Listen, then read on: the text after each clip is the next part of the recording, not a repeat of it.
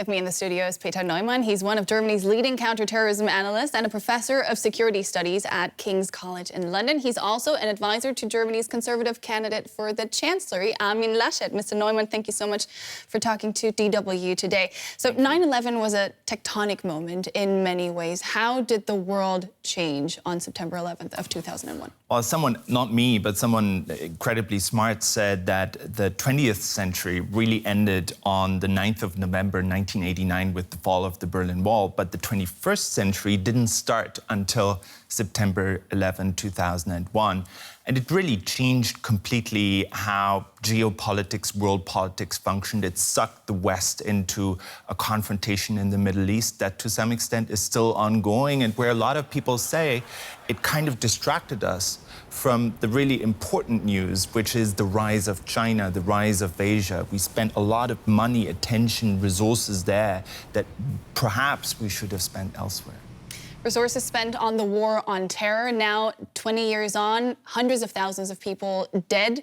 But did the war achieve what it set out to do, make the world a safer place? Well, it achieved some things. The part of the war that focused on Al-Qaeda, that focused on jihadist networks, the people that attacked America on 9/11 and other countries afterwards, that part of the war on terror was actually quite successful. What wasn't so successful was when America decided to broaden the agenda and say, we're going to invade Iraq because we want to bring democracy to the Middle East and fix the root causes of terrorism. That, of course, was disastrous. And to some extent, it actually created more terrorists in the end. So I would distinguish between the sort of different parts of the war on terror. Different parts, you just hinted at it. There are a lot of analysts, and I'm assuming you're one of them, who say that human rights abuses like the ones we just saw in the report in Guantanamo and Abu Ghraib, the drone strikes, kind of helped foster more violent extremism. Would you say that the mission has failed, in a sense, to make the world a more in some peaceful respects, place? yes. But I think one also needs to understand when these things happen and why they happen. They happen in the immediate aftermath of 9/11. Guantanamo was created, Abu Ghraib, like a year or two afterwards. And during that time, I think American society was still really under shock. And people, analysts across the world, expected this kind of attack to happen almost every month. I think it's probably true to say that ultimately we overestimated our enemy. We thought it was another Cold War. We thought it was another Soviet Union that we were battling, when in fact it really was a powerful network, but still only a powerful network.